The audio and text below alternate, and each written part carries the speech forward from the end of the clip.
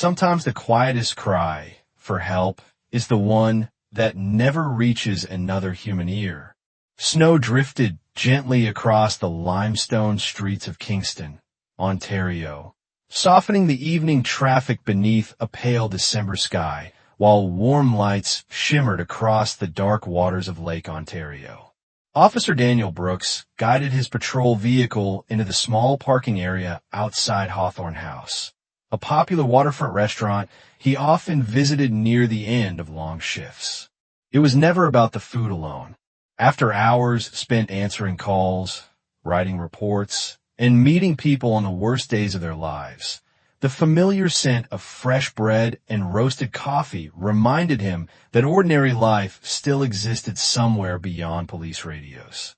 Beside him sat Titan, a 7-year-old German shepherd whose calm amber eyes followed the front entrance long before Daniel reached for the door handle. Titan had worked beside Daniel for nearly 5 years. He had tracked missing hikers through dense forests, located frightened children hiding beneath abandoned docks, and quietly stood beside grieving families without ever receiving a command. Daniel trusted his training completely. What he never fully understood was Titan's remarkable ability to notice emotions no handbook could explain. The German shepherd often sensed fear before voices trembled, sorrow before tears appeared, and danger long before anyone else admitted it existed. Daniel had stopped trying to explain those moments. He had simply learned to pay attention whenever Titan did. Warm air greeted them as they stepped inside the restaurant. Soft piano music floated through the dining room, while conversations blended with the gentle clinking of glasses. Couples enjoyed quiet dinners beside wide harbor windows. A family celebrated a birthday near the fireplace. Servers moved gracefully between polished wooden tables, carrying steaming bowls of soup and fresh coffee. Everything felt peaceful, almost comforting. Daniel removed his gloves and settled into a table near the center of the room, while Titan lay quietly beside his chair, perfectly still as every well-trained service dog should. A few moments later, a young waitress approached carrying a tray with coffee and water. She appeared to be in her mid-20s, tall and poised, with neatly braided hair resting over one shoulder and kind brown eyes that seemed unusually tired despite her welcoming smile. Her name tag read Lily Johnson. She thanked Daniel for his service in a warm Canadian voice before carefully placing the coffee onto the table. As she reached the glass of water, she paused for only an instant. With one fingertip, she lightly traced 3 small letters through the thin layer of condensation covering the glass. S.O.S. The message lasted no longer than 2 heartbeats before she quietly wiped it away with her thumb. Daniel had already glanced down to unfold the menu. He never saw it. Titan did. The German shepherd rose immediately to his feet. There was no bark, no growl, no sudden movement. He simply stepped forward until he stood beside Lily, his calm eyes fixed gently upon hers. Time seemed to slow. Lily froze with the empty tray resting against her side. Her carefully practiced smile faded almost imperceptibly, replaced by an expression of startled recognition. For 3 silent seconds, neither of them looked away. It was as though the dog had seen something no person inside the restaurant had noticed. Daniel looked up only because Titan had moved. Before he could speak, another voice entered the moment. "Lily," said a well-dressed man with an effortless smile, "Table 9 is waiting." Regional Operations Director Richard Hale stood only a few meters away, adjusting the cuff of his tailored coat with calm confidence. He greeted Daniel politely, thanked him for supporting the restaurant, and nodded courteously toward Titan before turning back to Lily. "Would you help our guests, please?" "Yes, Mr. Hale," Lily answered softly. She lowered her eyes and walked away without another word. Richard offered Daniel one last friendly smile before following her toward the dining room. Nothing about the exchange appeared unusual. Yet Titan remained standing, watching until Lily disappeared behind the kitchen doors. Only then did the German Shepherd release the faintest, almost sorrowful whine Daniel had heard in many months. Daniel rested one hand gently upon Titan's shoulder and quietly asked, "What did you notice, old friend?" Titan never looked back. His eyes remained fixed on the closed kitchen doors while the peaceful sounds of the restaurant continued around them.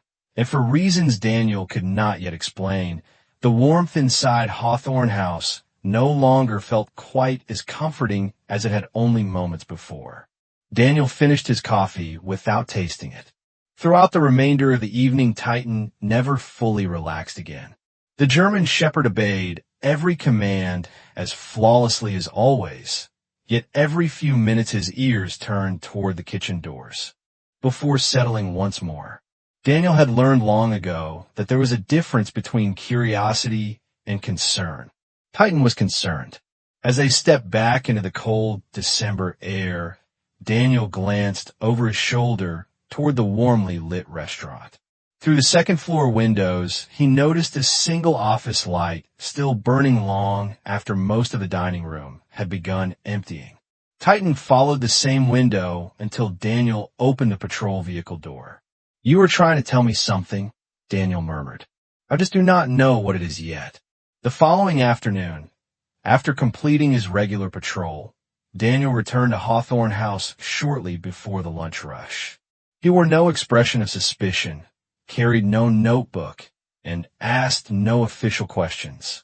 From every customer's perspective, he was simply another officer stopping in for a late meal. Titan walked calmly beside him, greeting familiar staff with the quiet confidence expected of a professional police dog. Before they even reached their table, however, Titan slowed. This time he did not look toward Lily. Instead, his attention settled on the staircase leading to the second-floor offices. His nose lifted slightly into the warm air before he calmly sat beside the first step, refusing to move until Daniel gave a gentle command. Daniel quietly filed the behavior away in his mind before taking a seat. A younger waitress approached with menus and smiled warmly. "Good afternoon, Officer Brooks. Nice to see you again." Daniel returned the smile. "Likewise. Is Lily working today?" "Actually," the young woman replied without hesitation, "she is off today." Before Daniel could respond, another voice drifted from behind a nearby service station where an older dishwasher stacked clean plates onto a trolley. "Off," the man repeated absent-mindedly. "She has not taken a day off in nearly 2 years." The room fell strangely quiet for only a heartbeat. The dishwasher immediately realized what he had said and lowered his eyes to the plates. At almost the exact same moment, Richard Hale emerged from the office corridor carrying a leather folder beneath one arm. His smile appeared as calm and polished as it had the previous evening. "Good afternoon, Officer Brooks." Daniel stood politely to shake his hand. Richard's handshake was firm but relaxed. "I hope everything was satisfactory during your last visit." "Very much so," Daniel replied.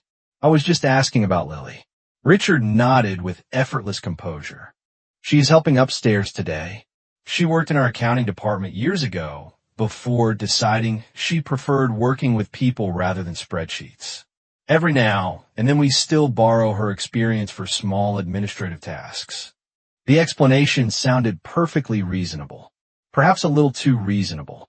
Before Daniel could continue, the dishwasher quietly pushed his trolley toward the kitchen without another word, avoiding everyone's eyes.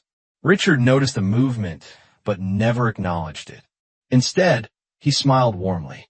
"If there is anything you ever need, officer, my door is always open." Daniel thanked him politely and allowed the conversation to end.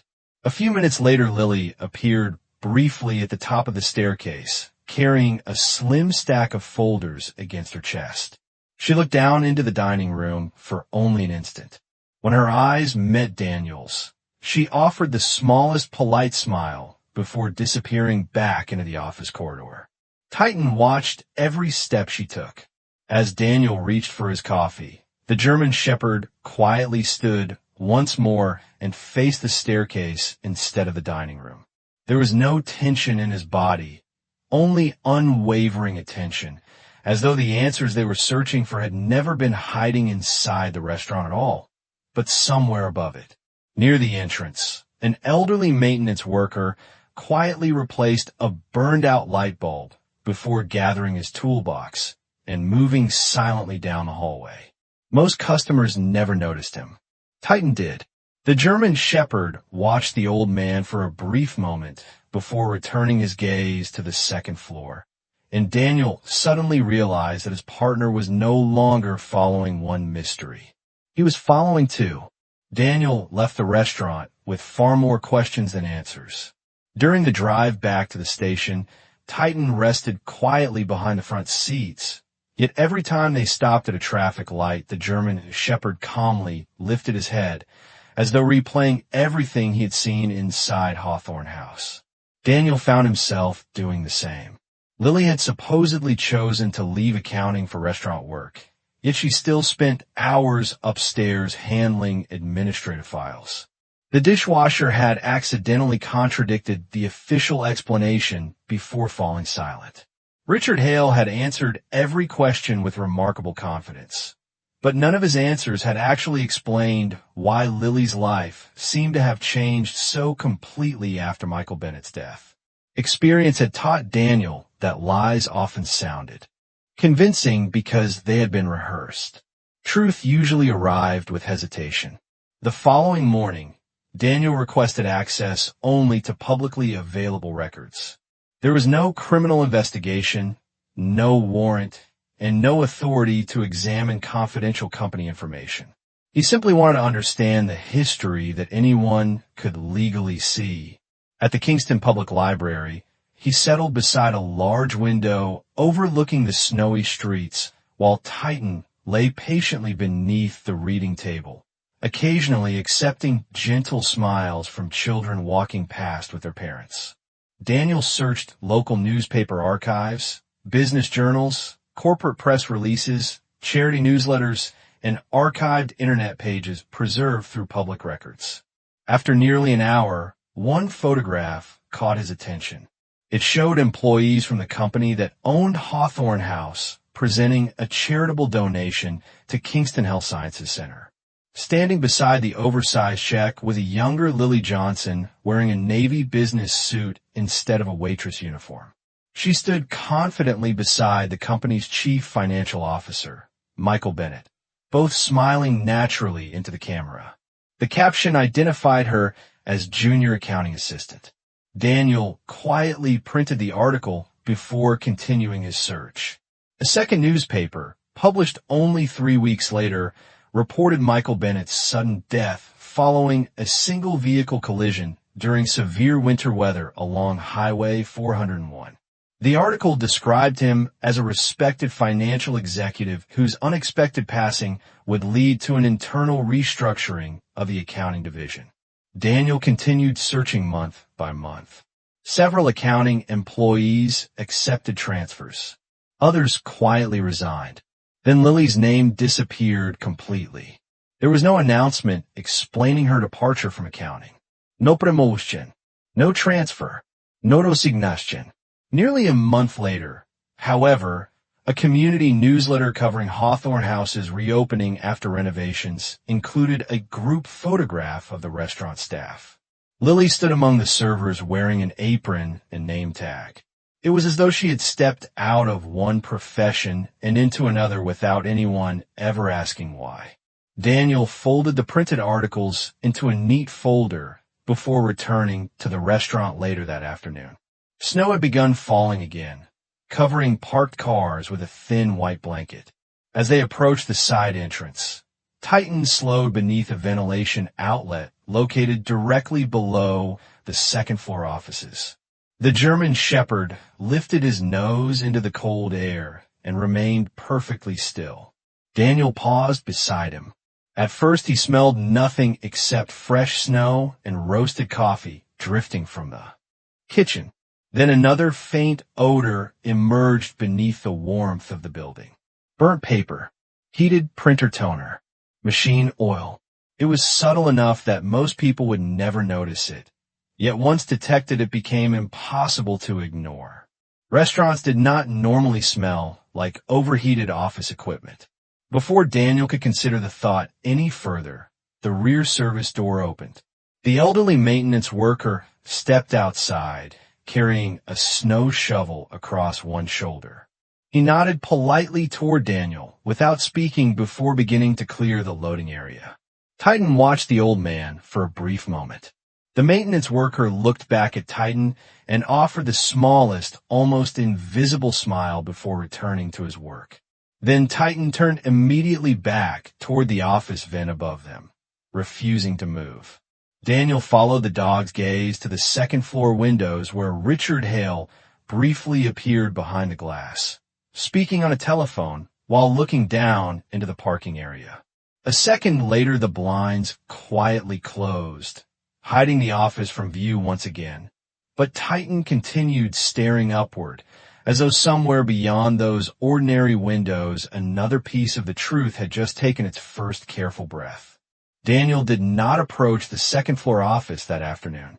There was still no legal reason to do so, and experience had taught him that pushing too early often caused people to hide what they otherwise would have left in plain sight.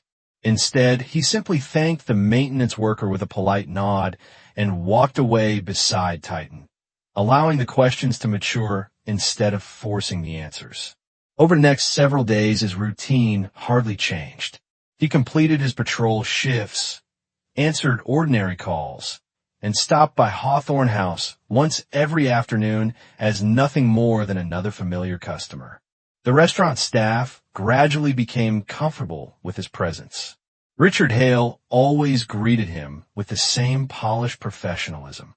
Lily always smiled politely, although the smile never reached her eyes for more than a second. Titan, however, remained remarkably consistent. He no longer watched the dining room.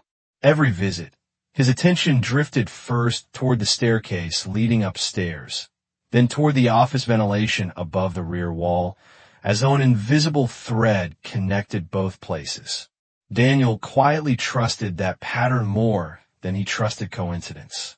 Late Friday afternoon, after the lunch crowd had faded and before the evening guests arrived, Daniel finished a cup of coffee and decided to walk through Confederation Park before returning to the station. The winter sun hung low above Lake Ontario, painting the frozen shoreline in pale gold, while a gentle breeze carried the scent of pine and fresh snow across the harbor. Titan walked calmly beside him until he unexpectedly slowed near one of the public benches overlooking the water. Daniel followed the dog's gaze.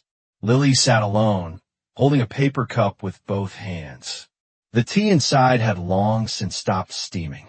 She looked tired rather than frightened, as though carrying a weight no one else could see. Daniel approached slowly, leaving several meters between them. "Mind if we join you?" Lily looked up with quiet surprise before giving a small nod. "Of course."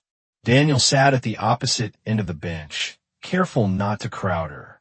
Titan did something unusual. Without waiting for a command, the German shepherd quietly walked forward and lay down several feet from Lily, facing the lake instead of either person. He did not ask for attention. He simply remained there, calm and patient, as if creating a space where silence could safely exist. Nearly a minute passed before Daniel spoke. "I've been thinking about the other night." Lily stared into the cup resting between her hands. "So have I." Daniel hesitated before asking the question that had remained with him since Titan first stood beside her. "Why did you ask for help?" Lily smiled faintly, though sadness softened the corners of her eyes. "I did not ask you." She lifted her gaze toward Titan. "I asked him." Daniel looked at the German shepherd, who remained quietly watching the distant shoreline. Lily continued in a voice barely louder than the wind. "People see uniforms. Dogs see people." Another long silence settled between them before she spoke again. "He knew I was pretending." Daniel did not interrupt. He sensed that every unnecessary question might close the door she had finally begun opening herself. "Everyone thinks I am free," Lily said quietly. "I drive to work. I rent my own apartment. I visit my mother. No one follows me." She paused, taking a slow breath. "But there are prisons without locks." Daniel listened carefully as Lily explained what had happened after Michael Bennett died. Within weeks, accounting records began changing without her knowledge. Electronic approvals carrying her employee identification appeared on reports she had never reviewed. Her mother's kidney treatments depended on the company's health benefits. Her younger brother attended university through a scholarship funded by one of the corporation's charitable foundations. If she challenged the altered records, she feared she would lose everything her family depended upon while becoming the person blamed for financial misconduct she never committed. "Nobody threatened me," she whispered. "They did something much quieter. They made fear feel responsible." Daniel slowly nodded as the pieces began fitting together. "So you stayed?" Lily answered without looking at him. "Fear travels faster than people." At that moment, Titan rose from the snow, walked the final few steps, and gently rested his head against Lily's gloved hand. She closed her eyes as her fingers settled into the thick fur behind his ears. A single tear escaped before she quietly smiled through it. "I have forgotten what kindness feels like." Almost instantly, Titan lifted his head. His ears turned toward the direction of Hawthorne House. He inhaled slowly, catching something carried by the winter breeze. Burnt paper, warm machinery. His calm expression sharpened into quiet focus. Daniel noticed the change immediately. Whatever Titan had just sensed, it had pulled his attention away from the woman he refused to abandon, and Daniel suddenly knew their next answer was already waiting back at the restaurant. Daniel had learned never to ignore the moment Titan changed his focus. The German Shepherd did not react to rumors or assumptions. He reacted to things he could smell, hear, and sense. As they walked back toward Hawthorne House, Titan maintained a steady pace, occasionally lifting his nose into the cold afternoon air before continuing forward. Daniel no longer wondered whether something unusual was happening inside the restaurant. The only question that remained was what. Over the following week, he adjusted his routine without attracting attention. Rather than visiting at random times, he stopped by Hawthorne House on 3 consecutive afternoons shortly before closing. Each visit revealed another small piece of a pattern that no ordinary customer would ever notice. On Tuesday, Titan quietly stopped beneath the staircase leading to the second-floor offices. His ears remained forward while his nose followed a faint current of warm air drifting downward through the hallway. Several minutes later, a maintenance employee wheeled a locked gray document cabinet from the office toward the rear service entrance. As the cabinet rolled past, Titan inhaled deeply. Without moving an inch, Daniel caught the familiar scent a second later. Burnt paper, heated printer toner, machine oil. The cabinet disappeared through the rear hallway before returning empty less than 20 minutes later. Daniel made no comment. He simply watched. On Thursday, the same thing happened again, although this time the cabinet was replaced by 2 large archive boxes marked only with simple inventory labels. Titan tracked their movement from the office to the rear loading area with unwavering attention. Once again, the scent followed. It was no longer an isolated observation. It had become a routine. Friday confirmed everything. Shortly before 6 o'clock, a commercial document destruction truck quietly reversed into the rear service lane behind the restaurant.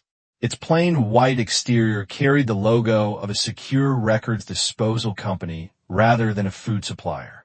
Daniel remained inside the dining room, where he could see the loading area through the harbor windows. Titan stood beside the glass without making a sound. One after another, 4 large lock security bins emerged from the office upstairs and disappeared into the truck. For bins.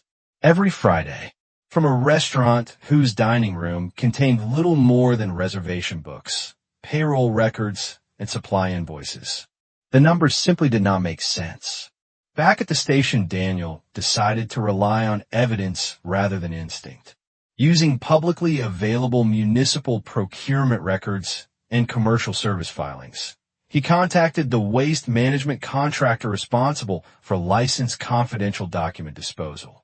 No confidential information was requested or provided. He asked only about publicly reported service classifications and collection frequencies. The records showed that Hawthorne House generated nearly 4 times the annual volume of confidential paper destruction normally associated with restaurants of similar size anywhere in the Kingston region. Daniel compared the figures with several comparable businesses. The difference remained impossible to ignore.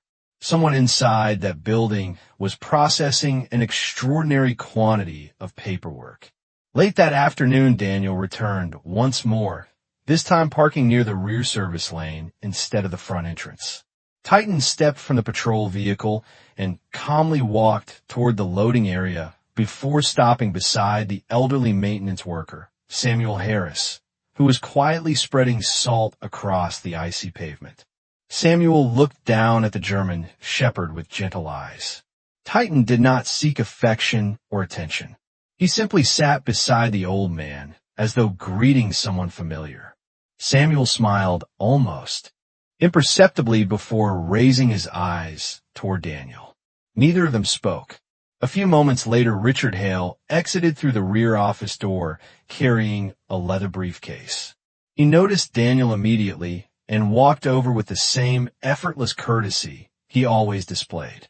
"Officer Brooks," he said pleasantly. "Working late again?" Daniel smiled. "Just finishing the day." Richard glanced toward the document truck already pulling away from the loading bay. "We believe in keeping our records tidy. Good organization saves everyone trouble." The sentence sounded perfectly ordinary. Yet Daniel noticed that Richard never actually explained why a neighborhood restaurant needed to destroy thousands upon thousands of confidential pages every year. Richard shook Daniel's hand, wished him a pleasant weekend, and drove away without the slightest hint of concern. Samuel quietly watched the sedan disappear before lowering his gaze toward Titan once more. The old caretaker did not speak. He simply offered the smallest nod, as though a decision that had taken 2 years to make had finally begun settling inside his heart. Saturday morning arrived beneath a bright winter sky, and the fresh snowfall from the night before covered the rear service lane behind Hawthorne House in an untouched blanket of white. Daniel deliberately parked farther away than usual.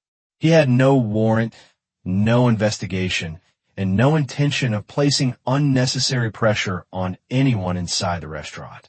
If the truth was finally beginning to surface, he wanted it to arrive because someone chose to trust him, not because they felt cornered. Titan stepped quietly from the patrol vehicle and paused only for a moment before walking with calm certainty toward the small maintenance shed standing near the edge of the property. Daniel had not given a command. He simply followed. Samuel Harris stood outside the shed holding a steaming mug of coffee while slowly brushing fresh snow from the wooden steps. He looked up as Titan approached, and for the first time the old caretaker's reserved expression softened into a genuine smile. Titan walked directly to him and calmly sat beside his boots. Samuel reached down, gently scratching behind the German shepherd's ear with the ease of someone greeting an old friend. "Good morning, old fellow," he whispered. Daniel watched the quiet exchange without interrupting. After several moments, Samuel finally looked toward him. "I've been watching the two of you for almost 2 weeks." Daniel nodded. "I suspected as much." Samuel smiled faintly. "I was not watching you because you were a police officer." His weathered hand remained resting lightly against Titan's neck. "I was watching him." Daniel waited patiently. Samuel looked down at Titan once more before continuing. Dogs do not care about titles. They do not care about wealth or reputation. They simply decide who deserves trust. He paused before adding, "He made his decision before I did." The old caretaker quietly opened the shed door and motioned for Daniel to step inside. The small room smelled of fresh lumber, machine oil, and old paint. Shelves filled with ordinary maintenance supplies lined one wall, while snow shovels and salt bags rested neatly along the other. Nothing appeared unusual until Samuel knelt beside an old red fire extinguisher secured near the entrance. Carefully removing the mounting bracket, he reached into a narrow cavity hidden behind the wall panel and withdrew a waterproof plastic tube sealed with a rubber cap. Inside rested a single flash drive. Samuel held it carefully in both hands without offering it immediately. "Michael Bennett gave this to me 2 nights before he died," he said quietly. "He told me that if anything happened to him, people might begin looking in all the wrong places." Daniel remained silent, allowing the old man to continue at his own pace. He made one promise very clear. Lily must never know where this was hidden. If anyone questioned her, she needed to be able to tell the truth when she said she had nothing. Samuel slowly handed the waterproof tube to Daniel. "For 2 years, I kept waiting for someone I believed could carry it." Daniel accepted the evidence pouch carefully. "Why now?" Samuel looked at Titan with gentle affection before answering. "Because Michael trusted people." His eyes settled on the German Shepherd. "I trusted Michael. Then I trusted your dog." Daniel sealed the tube inside an evidence bag before asking one final question. "What is on it?" Samuel smiled sadly. Enough to make honest people ask better questions. Nothing more. Less than an hour later, the digital forensic laboratory began examining the drive under proper evidence procedures while preserving every original file. Daniel waited outside with Titan lying quietly at his feet. Eventually, the lead analyst opened the first folders. Financial ledgers, internal electronic mail, archived spreadsheets, then one final folder labeled personal. A 40-second video appeared on the screen. Michael Bennett looked directly into the camera, his voice calm despite the fatigue visible in his eyes. "If this recording is ever found," he began, "please remember one thing before anything else. Lily Johnson is innocent. The records were changed after they left her hands. Numbers always leave footprints. Someone only needs the courage to follow them." When the recording ended, silence filled the room. Daniel looked down at Titan, who quietly met his gaze without moving. For the first time since entering Hawthorne House, Daniel understood that they were no longer searching for the truth. They had finally found the path that would allow the truth to speak for itself. Daniel spent the rest of the afternoon doing exactly what he had always done throughout his career. He resisted the temptation to reach conclusions before the evidence could support them. The flash drive was never treated as the answer. It became one carefully documented piece of a much larger picture. While the digital forensic team preserved every file, Daniel began building a timeline from independent sources. He compared the financial ledgers recovered from Michael Bennett's archive with publicly available corporate filings, municipal business disclosures, archived charity reports, and the unusual document disposal records he had already collected. Each item alone raised only small questions. Together, they began answering one another. Several electronic approvals appeared to have been created after the employees assigned to those accounts had already transferred or resigned. Archived financial summaries differed from publicly submitted reports by small amounts that repeated year after year.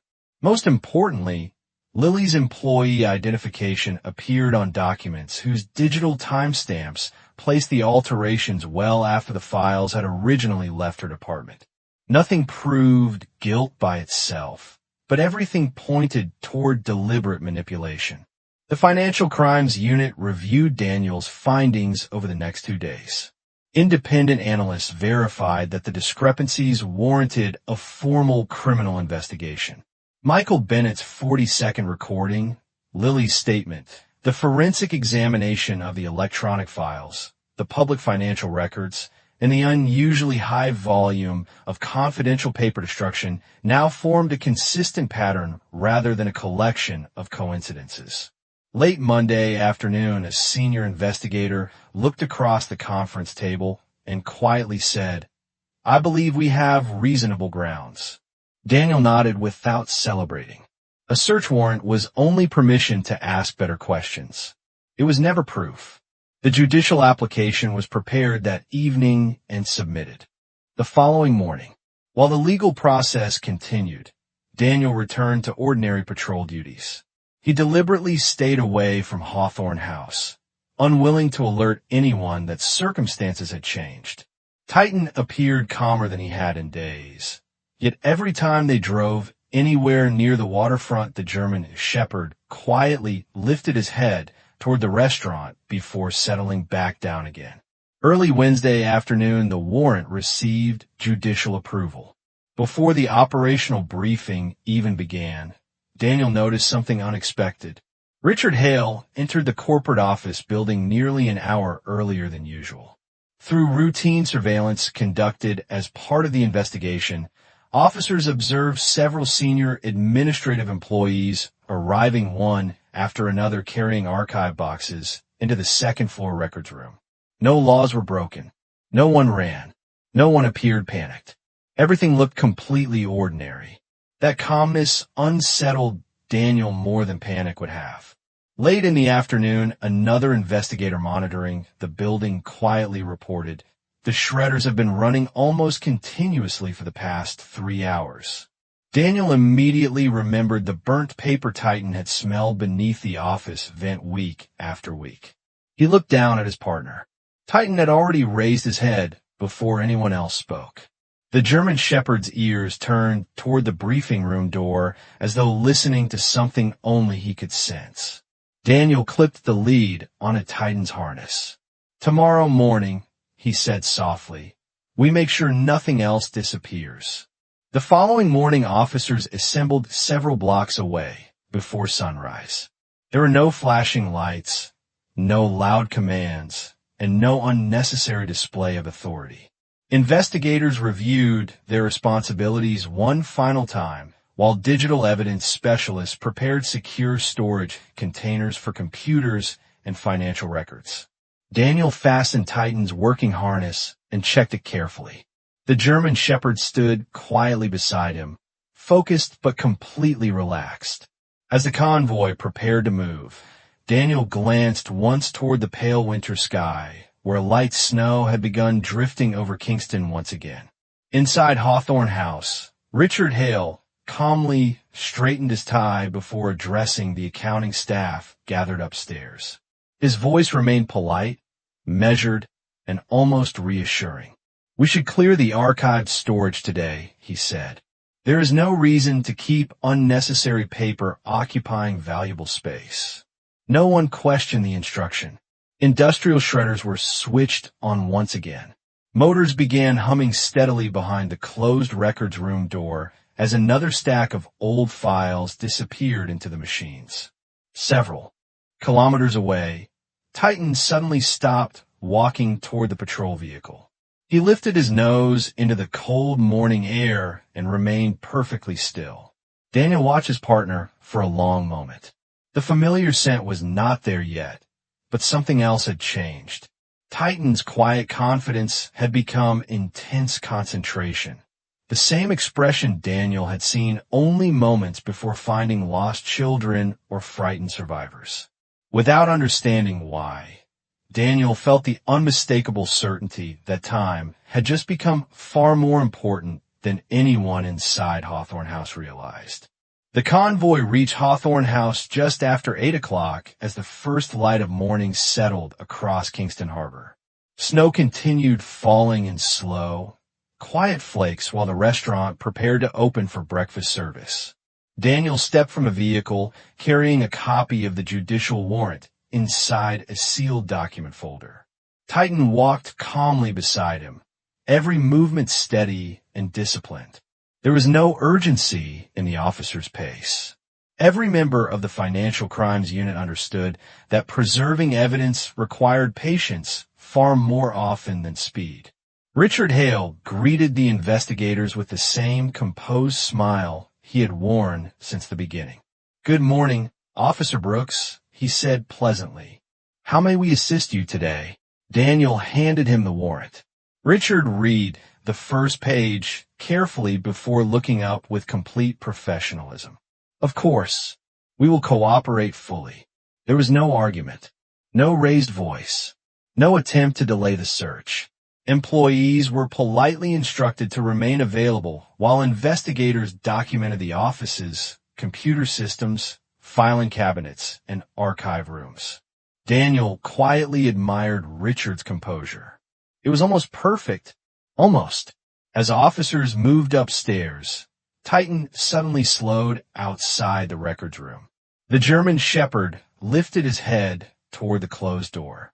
His ears moved forward. Daniel noticed the familiar scent only a second later. Burnt paper, heated electrical insulation, machine oil, stronger than ever before. Inside the records room, 2 industrial shredders continued running without interruption. Their motors had apparently been operating for hours as employees fed stack after stack of archived files into the machines before the investigators arrived. One forensic specialist immediately instructed everyone to stop using the equipment. An employee reached for the power switch. At that exact moment, a harsh grinding sound echoed from inside one of the shredders. The motor struggled once, then again. A faint stream of gray smoke escaped through the ventilation slots along the side panel. "Everyone step back," Daniel called calmly. Within seconds, the building's automatic fire detection system sensed the smoke. The alarm began sounding throughout the restaurant as ceiling sprinklers activated inside the records area. Water immediately cooled the overheated machinery, preventing the small electrical fire from spreading beyond the shredder housing. But light smoke drifted into the surrounding hallway. Officers guided customers and staff toward the exits in an orderly manner while firefighters were dispatched automatically. Daniel remained near the entrance, counting every employee as they emerged into the snowy parking area.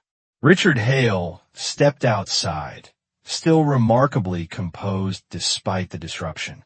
Samuel Harris followed moments later, carrying only his heavy winter coat. Then Daniel counted once again. One person was missing. Lily. She had been assisting investigators in identifying archived accounting shelves moments before the alarm sounded. Just before leaving the records room, she noticed several original payroll ledgers stacked inside a cabinet untouched by the shredders. She instantly recognized them as the authentic records Michael Bennett had insisted on preserving years earlier.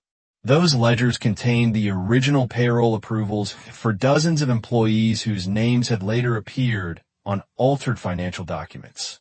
If they were completely soaked or destroyed, many innocent people might never be able to prove the truth about their own records. Believing she could move at least one storage box into the hallway before firefighters entered, Lily turned back. The sprinklers quickly reduced visibility while smoke from the overheated motor drifted across the ceiling. Disoriented by the emergency lighting and unfamiliar corridors, she lost sight of the exit. Outside, Titan suddenly pulled gently toward the doorway before Daniel had finished counting. The German shepherd did not bark.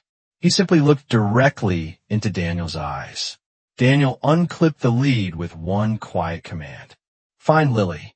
Titan disappeared through the open entrance with calm determination. Guided by scent rather than sight, he moved confidently through the damp hallway until he found Lily standing beside the archive cabinet, unsure which direction led outside. Titan released one clear bark. Lily turned immediately. The German shepherd barked again before calmly walking a few steps toward the exit, waiting each time she followed. Together, they moved steadily through the light smoke until firefighters met them near the entrance and escorted them safely into the cold morning air. Lily knelt in the snow beside Titan, resting both hands against his thick fur as tears quietly filled her eyes. "You came back," she whispered. Daniel smiled gently while firefighters confirmed that the small equipment fire had been fully contained and investigators carefully carried the surviving original ledgers to secure evidence containers. Standing a short distance away, Richard Hale watched the boxes leave the building for the first time since the officers had arrived. His calm expression faded almost imperceptibly. Without speaking a single word, he finally understood that the documents he had hoped would quietly disappear had instead become the strongest witnesses of all. Spring arrived quietly in Kingston, and with it came the kind of gentle warmth that slowly erased the last traces of winter from the streets where everything had begun. The investigation continued for several months, not through dramatic confrontations, but through patient forensic accounting, digital analysis, judicial review, and thousands of carefully examined records. Every surviving ledger recovered from the records room was compared against the electronic files preserved on Michael Bennett's flash drive. Every timestamp was verified independently. Every alteration left another small footprint. Just as Michael had believed, numbers remembered the truth even when people tried to rewrite it. The evidence demonstrated a long pattern of manipulated financial records, altered approvals, and concealed transactions stretching back several years. Lily Johnson's employee credentials had indeed been used on documents she had never approved, but the original ledgers and forensic analysis proved those changes had been made long after the files had left her department. Independent investigators formally cleared her of every allegation. Richard Hale resigned shortly after the investigation became public, and legal proceedings against several individuals followed through the Canadian justice system. There were no dramatic arrests shown on television, no shouting reporters outside courthouse doors, only the quiet certainty that facts had finally spoken louder than influence. Daniel preferred it that way. He had never believed justice needed applause to matter. Community organizations quietly stepped forward to help Lily's family during the months that followed. Her mother's kidney treatments continued without interruption through provincial health services and charitable assistance. Her younger brother completed another successful year at university after an independent education foundation assumed responsibility for his scholarship. For the first time in a very long while, Lily made decisions because they were right for her family rather than because fear demanded them. She accepted a new position as an accountant with a nonprofit organization, dedicated to helping veterans, seniors, and families facing financial hardship. Every report she completed became a quiet reminder that numbers could once again serve honesty instead of hiding it. Samuel Harris officially retired a few weeks later after more than 3 decades with the company. On his final morning, Daniel and Titan stopped outside the maintenance shed one last time. Samuel smiled as Titan walked directly to him and gently rested his head against the old man's hand. "Michael used to say that truth always leaves footprints," Samuel said softly while scratching behind Titan's ears. "I spent 2 years waiting for the right person to follow them." Daniel smiled and looked down at his partner. "Turns out the right nose found them first." Samuel laughed warmly before his eyes grew thoughtful again. "No," he replied. "The right heart did." Nearly a year after that first snowy evening inside Hawthorne House, Daniel parked outside a small neighborhood cafe overlooking Lake Ontario. The maple trees now swayed beneath a warm breeze. Children chased one another along the waterfront, and sailboats drifted peacefully across the bright blue water. Titan walked beside Daniel with the same calm confidence he had carried since the day they first met Lily. Inside the cafe, She sat near the window reviewing financial statements before noticing them enter. Her smile came easily now. It reached her eyes without hesitation. She stood, greeted Daniel warmly, then disappeared briefly behind the counter before returning with 2 fresh coffees and a homemade oat biscuit wrapped carefully inside a paper napkin. After Daniel nodded his approval, she offered the biscuit to Titan. The German shepherd accepted it with perfect manners before quietly leaning his shoulder against her. Lily rested one hand upon the thick fur around his neck and closed her eyes for a brief moment. For a long time, she said softly, I believe nobody could see what I was carrying. Daniel looked at Titan before smiling gently. I did not. Lily followed his gaze toward the German shepherd. Daniel continued, he saw you long before I did. I simply trusted him enough to keep looking.